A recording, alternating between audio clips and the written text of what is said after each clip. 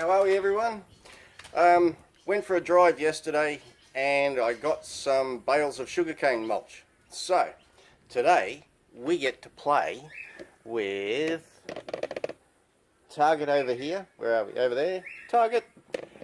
Another target. Another target. So yeah, can do a little bit of bow stuff.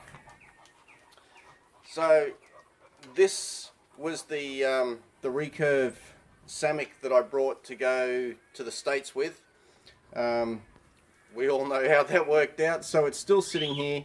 Haven't had a chance to get this out and actually hunt with it yet, but I do love the recurve bows. So I will show you guys how to string this. There's a couple of ways you can string it. Those of you that have won the bows off me, use the bow stringer. Those of you that don't have a bow stringer, put it between your legs and really reef on it to get it around. So I've got the bow, well, I'll show you the other one first. So this is my takedown hunting Samick. Love the detail on this. It's a beautiful bow, nice and light. 45 pound I think on this one. 40. So perfect for small game. My other recurve that's inside is another Samick, but it's a one piece. That was great because I could take that down and have no worries with it. So I just misplaced the bowstring on the other one, so I can't show you how to string that. The other bow I have is, this is a bow quiver that I started working on 20 odd years ago, and it's getting closer. I finally found the bits and pieces now to fix it up. But inside the quiver I have my other bow. This is the SAS emergency bow, and this thing's just awesome. It really is. So I've made a modification to this. Beauty of it is it just opens up. There's your bow. Done. Ready to go. What I've done is put a bit of tape. As you can see, I've got just a little bit of black tape up here. Now what I've done that for is when I put the string on the base and I let the string get to that spot, that's when I know that this is at full poundage. If the string is a little bit past the mark, then you twist the string just a few times to bring it down to where your mark is. So I will just quickly show you on this one.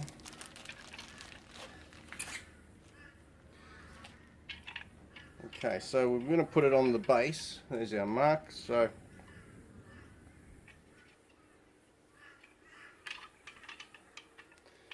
I'm going to bring the string up to the mark.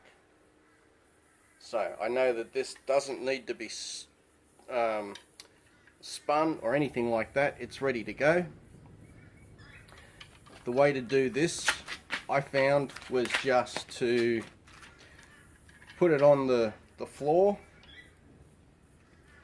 put my knee into it and bend it back towards me. Okay, let's put more knee into it then.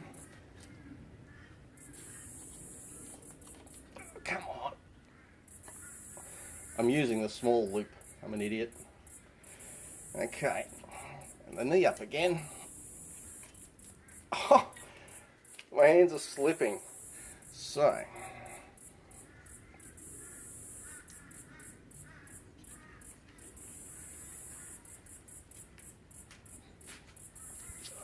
spinning around. I'm glad I don't need to make that shot in a hurry, hey. Really helps if you've got something to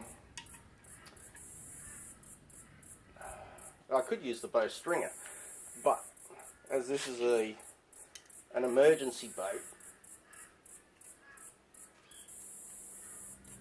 there we go. Phew!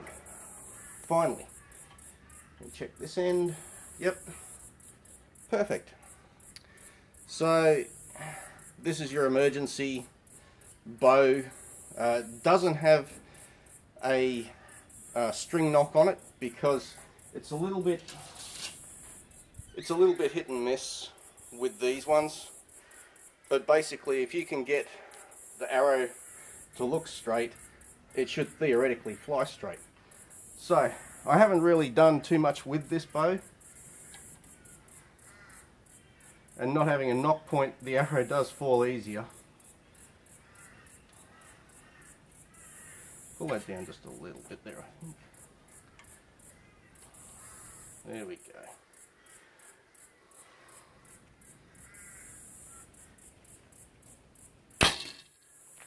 Perfect.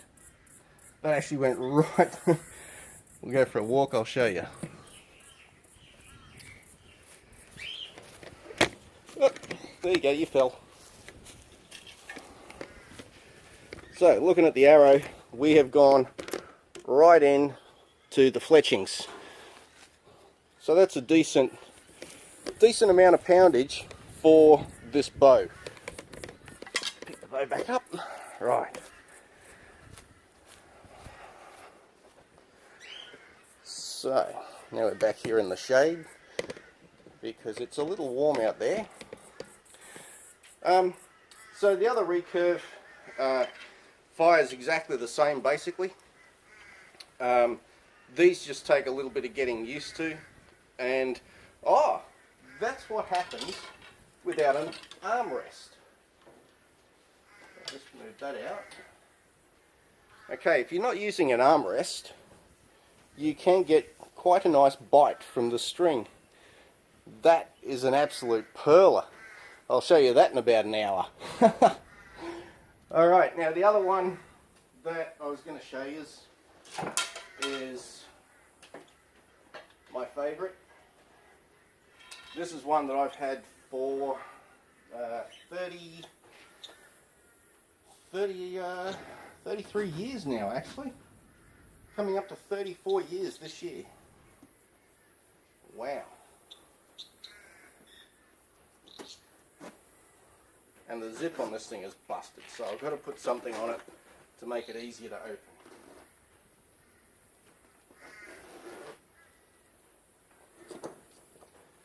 This is my compound. That's the bag that I actually had made up so that I could wear it on the motorbike up in the Northern Territory. Damn great cover, actually. So this string, I've got the no tabs on, which it's just basically rubber to stop your fingers from getting done. Of course, it's a Martin Tiger. What else would it be? This thing is a great bow, and yeah, I mean, the whiskers, as you can see, have deteriorated over the years, but it fires beautifully. Now, if that's what happened with the other one, this thing's got a little bit more poundage, and I'm using it's a bit of a complex arrow rest. It moves, it goes up and down, in and out, and all the rest of it, but it does make things a lot easier. Now, having a sling on your bow makes so much of a difference, because if you actually grab a bow, the bow twists in your hand. So the best way to fire a bow is to keep your hand open. It's a little hard to do that when you don't have a sling, because your bow can actually fly out of your hands. So I'm going to just put this one into the sugarcane bale there. Hopefully it doesn't go right through, but if it does, at least there's the plant in the road. So I'll spin you guys round a little bit, and we'll see how we go. And this is at the moment, I think, about 60 pounds. So, oh, how's that? Arrow fell at the last minute.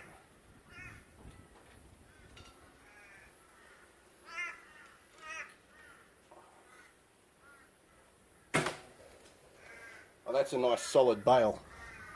Nice and solid bale. So, let's go and have a look now. Oh, you fell again. Oh yeah. That's not bad, considering that's the first time I've shot this arrow, or this bow, in quite a while actually. So that's and that's a good solid bale, so it penetrated quite well. Now, with the recurves, they are a little bit different as far as your poundage going. If you want to up the poundage just a little bit more, then twist your string. Okay. If I will actually show you in the upcoming videos, you can use just a standard tape measure if you want. I got hold of a T-square, and the distance from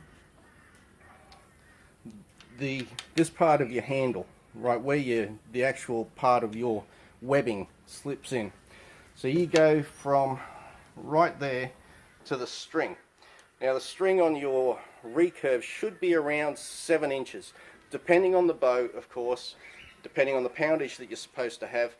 If it's like 6.5 inches, yeah, you can judge pretty well by using your hand over a period of years, if you're good with that sort of judgment.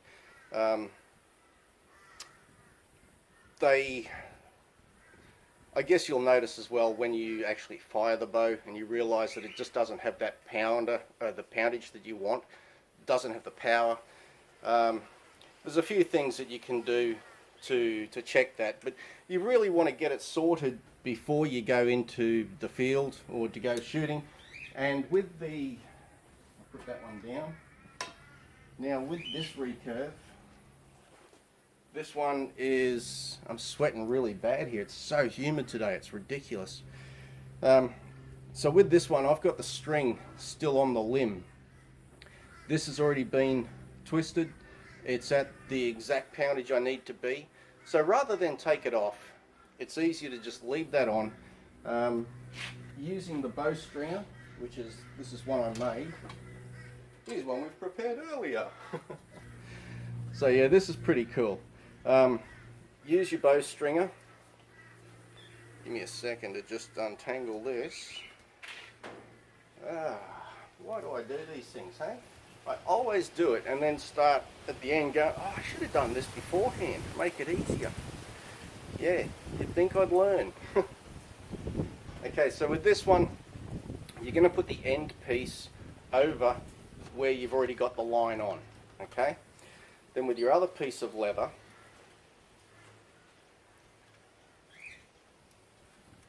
you want to slide that bit there inside. Okay, you want to slide this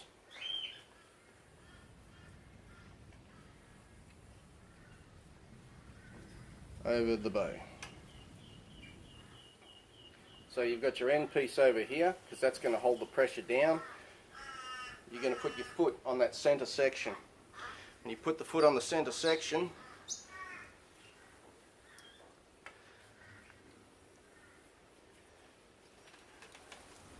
okay, I can feel it starting to tense up. Now I'm just going to pull the bow up towards me, and that will allow the string to slide when I pull it up a bit further. Okay.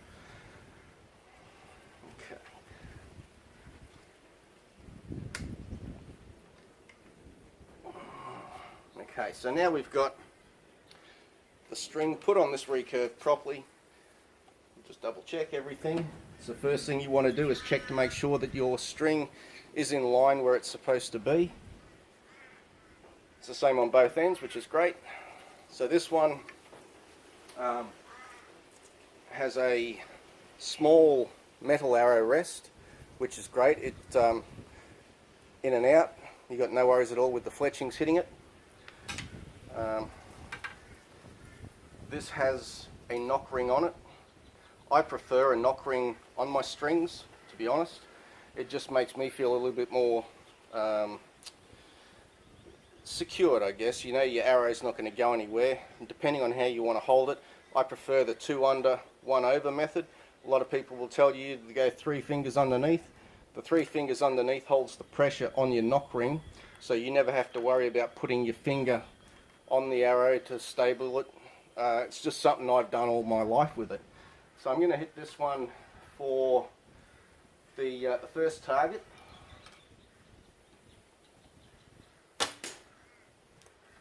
That, I think, just went straight through. So, alright, Let's check this one now. Yeah, I heard it hit the wire, and we have actually gone right through the bail. Now I'll see if we can hold you there for a sec.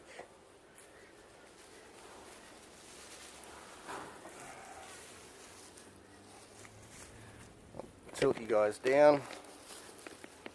And you can see it's come straight through the bail. There we go. So some bales are not as tough as the others. So that's something I will have to be careful of until I work it out. And I do mean this, guys, check everything behind your target when you set it up. Accidents happen. When I first started, I got a friend of mine, which was a neighbour, into bow hunting. He came down, we started playing with the bows. He got his finger tab caught on the string, and it's flicked the arrow at the last minute. So instead of it going straight into the target, it's gone up a little bit, straight over my fence, straight over the neighbour's fence. The third fence has gone through that, and it was metal, and they had their trampoline up against the fence. So it's gone over a couple of fences, through a fence, through a trampoline. I said to him, your shot, you go tell them. But as far as the target up here beside the birds, that is one that I will be extra careful of because the high school is behind me. I've got the 8-foot wooden fence, which, fingers crossed, if anything does happen, it's going to stop the arrow. But the two main targets that I'll be playing with are the first two that I've shot. But yeah, I will just quickly show you with the tape measure because I have one handy. So the string distance I was telling you about is you're going to put your tape measure right there. And then where your string is, you'll measure it. And when you get to the right measurement, you'll know that you've got the right poundage. So that's something you can check online. Different bows, different poundage, different lengths in the string, so many different things that take into factor. It's not just a case of pull back and release. But check that out now, how cool. That's a decent mark. And that was from one hit. I remember in the Territory I was doing one of the ABA shoots, and 18 targets out of the 20, 18, because my arm guard had snapped. So I had been shooting 18 targets, a couple of arrows on each one because it was a 3-arrow round, and my arm was so badly bleeding from the string hitting it all the time. Did target 18, and the guy that was with me goes, "Hey, I've got a spare arm guard." I'm like, really? It's taken you 18 holes or 18 targets to tell me that? You suck. Oh, I was spewing. But I finished out the 20 targets anyway. So, yeah, we're going to do a bit more on the bow stuff in upcoming weeks now that I've got different targets. And on the next get-together bushcraft day that we have here, we'll be able to do a few things here with the bows. I'll have the targets set up. We'll be doing fire making, just knife play, the usual sort of stuff. So I'll get on and organise that in the upcoming future as well. We'll get another Tiger Den happening. And yeah, take care, have fun, and as always, stay safe, guys.